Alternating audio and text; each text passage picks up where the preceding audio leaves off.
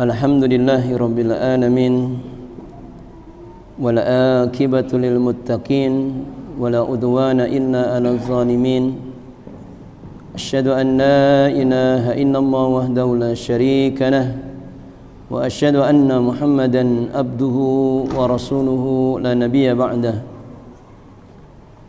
Qala Allah Ta'ala fil Qur'anil Karim: Ya ayyuhalladzina amanu taqullaha haqqa tuqatih wa la tamutunna illa wa antum muslimun. Amma ba'd. Allahumma salli ala Muhammad wa ala alihi wa sahbihi wa man tabi'ahum bi ihsan ila yaumiddin.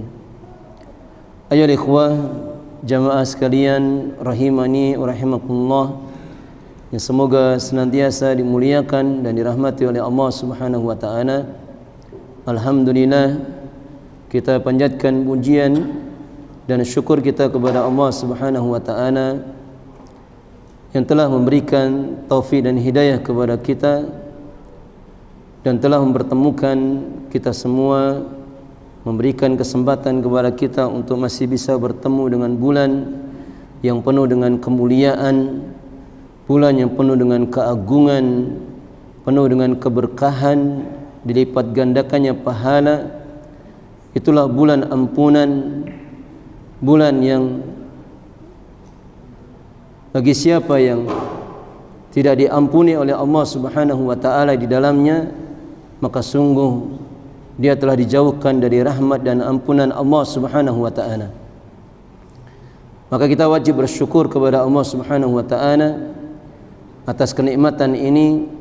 Artinya Allah masih memberikan kesempatan kepada kita untuk bisa mengumpulkan bekal untuk menghadap Allah Subhanahu wa taala, dan harus ada pula di dalam hati kita pengagungan kepada bulan Ramadan ini, dan kita berdoa kepada Allah agar Allah senantiasa memberikan taufik kepada kita untuk bisa membaguskan amal-amal ibadah kita di dalam bulan Ramadan ini. Bulan Ramadan adalah bulan yang penuh dengan keutamaan, dan di antara keutamaannya, Ramadan adalah syahrul maghfirah. Ramadan adalah bulan ampunan. Allah Subhanahu wa taala akan melimpahkan ampunannya di dalam bulan Ramadan melebihi dari bulan-bulan yang lainnya. Dan ini ditunjukkan oleh apa yang disabdakan oleh Nabi SAW di dalam beberapa hadisnya. Ketika datang bulan Ramadan, maka Rasulullah SAW akan memberikan kabar gembira kepada para sahabat-sahabatnya. Atakum syahrul Ramadan syahrun mubarak. Telah datang kepada kalian bulan Ramadan, bulan yang diberkahi. Faradallahu alaikum siyamah. Bulan yang Allah wajibkan atas kalian untuk berpuasa. Futihat fihi abwabul jannah, dibukakan semua pintu-pintu surga. Wa ghuliqat fihi abwabul jahim, dan ditutup semua pintu-pintu neraka jahim. Wa suffidat fihi maradatus syayatin, dan dibelenggu para pembesar-pembesar syaitannya. Fihi lailatun khairun min alfi syahr. Ada di dalam bulan Ramadan satu malam yang lebih baik daripada 1000 bulan. Faman hurrima khairaha faqad hurrima.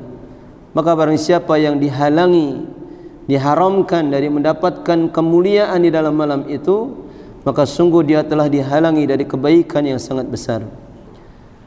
Maka yang menunjukkan bulan Ramadan adalah bulan ampunan adalah apa yang disebutkan juga di dalam hadisnya, wa yunadi munadin kulla laylah ya baghiyal khairi aqbil wa ya baghiyal syarri aqsir.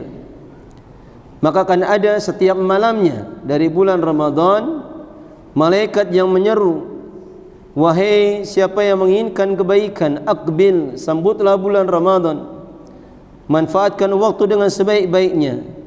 Dan bagi siapa yang menginginkan keburukan di dalam bulan Ramadan, aksir, maka berhentilah dari keburukan-keburukan dosanya. Walillahi utaqa'u minan nar, dan Allah memiliki hamba-hamba yang akan dibebaskan dari api neraka. Wadhalika kulla lailah, dan itu terjadi pada setiap malam dari bulan Ramadan. Oleh karena itulah Rasul kita sallallahu alaihi wasallam memberikan peringatan kepada kita. Jangan sampai kita tidak mendapatkan ampunan Allah yang melimpah di dalam bulan Ramadan ini. Sebagaimana disebutkan di dalam hadisnya pula, pada suatu hari ketika beliau hendak naik ke atas mimbar, tiba-tiba beliau mengucapkan amin, amin, amin. Maka ketika ditanya oleh para sahabatnya, wahai Rasulullah, kenapa engkau mengucapkan amin, amin, amin? Maka kemudian Rasulullah mengatakan, baru saja malaikat Jibril datang kepadaku, dan malaikat Jibril berdoa dengan 3 kali doa dan memerintahkan aku untuk mengaminkannya. Maka di antara doa malaikat Jibril, man adraka Ramadan falam yukfar lahu faqad ab'adahu Allah. Barang siapa yang bertemu dengan Ramadan kemudian tidak diampuni oleh Allah Subhanahu wa taala, maka sungguh Allah telah menjauhkan dari rahmat dan ampunannya. Sehingga di bulan Ramadan inilah kesempatan untuk kita meraih ampunan Allah sebesar-besarnya. Dan dijelaskan oleh para ulama, ampunan Allah itu bisa diraih dengan 2 cara atau 2 keadaan. Yang pertama yaitu dengan berusaha membaguskan ibadah-ibadah yang Allah perintahkan di dalam bulan Ramadan. Sebagaimana disebutkan di dalam keutamaan puasa, hadis yang kita hafal semua, man shoma ramadhana imanan wa ihtisaban ghufira lahu ma taqaddama min dhanbi. Barang siapa yang berpuasa di bulan Ramadan imanan, karena keimanan, keyakinan akan kewajibannya, wa ihtisaban, dan karena mengharapkan pahala, ghufira lahu ma taqaddama min dhanbi, akan diampuni dari dosa-dosa yang sudah berlalu. Demikian juga dengan kita menjalankan salat tarawih dengan berusaha mewujudkan khusyuan di dalamnya, keikhlasan di dalamnya, dan senantiasa beritiba kepada petunjuk Nabi sallallahu alaihi wasallam, maka Nabi juga telah menjelaskan keutamaannya. Man qama ramadhana imanan wa ihtisaban ghufira lahu ma taqaddama min dhanbi. Barang siapa yang qiyamul lail atau salat tarawih di bulan Ramadan karena iman dan mengharapkan pahala dari Allah, maka akan diampuni dosa-dosa yang sudah berlalu. Demikian dari ibadah-ibadah kita yang lain, dari qiraatul Quran, membaca Al-Quran, dari sedekah kita, dari zikir-zikir kita, maka semuanya itu akan menjadikan sebab Allah Subhanahu wa taala melimpahkan ampunannya kepada kita. Kemudian cara yang kedua atau bagian yang kedua agar kita bisa mendapatkan ampunan Allah sebesar-besarnya adalah dengan cara menjauhi perbuatan dosa-dosa, khususnya dosa-dosa besar. Karena disebutkan di dalam hadisnya, Nabi sallallahu alaihi wasallam bersabda, as-salawatul khams wal jum'ah ilal jum'ah wa ramadan ila ramadan mukaffiratun lima bainahunna idza ujtunibatil kaba'ir. Antara satu salat dari 5 waktu ke salat yang lainnya, dari salat Jumat yang satu ke salat Jumat yang lainnya, kemudian dari bulan Ramadan ke bulan Ramadan berikutnya, mukaffiratun lima bainahunna, akan bisa menggugurkan dosa-dosa di antara keduanya. Akan tapi dengan syarat Nabi sallallahu alaihi wasallam telah mengatakan, idza utsunibatil kaba'ir, jika dijauhi dari dosa-dosa besar. Kapan kita menjaga diri kita dari dosa-dosa besar di dalam bulan Ramadan ini, maka Allah Subhanahu wa taala akan menjadikan puasa kita, salat-salat kita menjadi kafarah, penggugur dari dosa-dosa kita semua. Sehingga hendaknya kita berusaha untuk menjaga puasa tidak hanya sekedar batal saja, akan tapi juga menjaganya dari rusaknya pahalanya. Karena puasa yang sesungguhnya bukan hanya meninggalkan makan dan minum, akan tapi meninggalkan perbuatan dosa, perbuatan sia-sia, perbuatan yang tidak ada manfaatnya.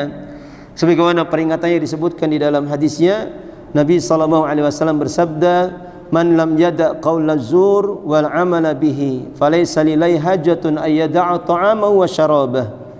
Barang siapa yang tidak meninggalkan ucapan keburukan seperti ucapan dusta dan tidak meninggalkan perbuatan keburukan, falaisa lillahi ayyada ta'amahu wa syarabahu. Allah tidak butuh itu. Falaisa lillahi hajah, Allah tidak butuh dia meninggalkan makan dan minumnya, sehingga dia hanya mendapatkan lapar dan dahaganya saja, tidak mendapatkan pahala dari sisi Allah Subhanahu wa taala.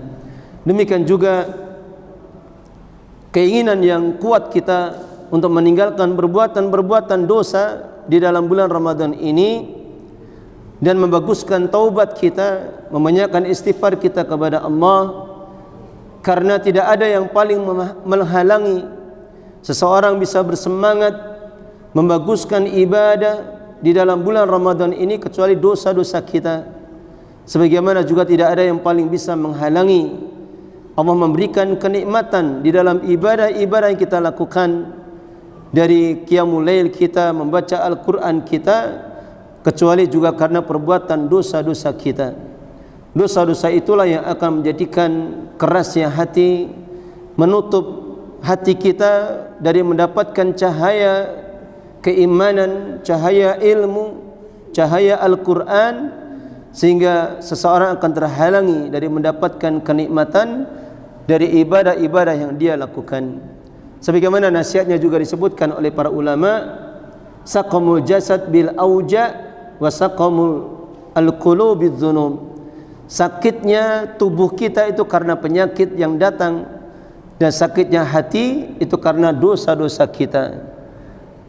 Faqama la yajidu laddata ta'am inda saqamihi fala yajidu laddata ta'ah ma'adz-dzunub. Maka sebagaimana seseorang tidak bisa merasakan nikmatnya, lezatnya makanan ketika dia sakit, seperti kalau kita sedang sakit tipes tidak bisa merasakan lezatnya makanan, maka sebagaimana hati yang sakit karena banyaknya dosa, dia tidak akan bisa merasakan nikmatnya dan lezatnya di dalam ibadah kepada Allah Subhanahu wa taala.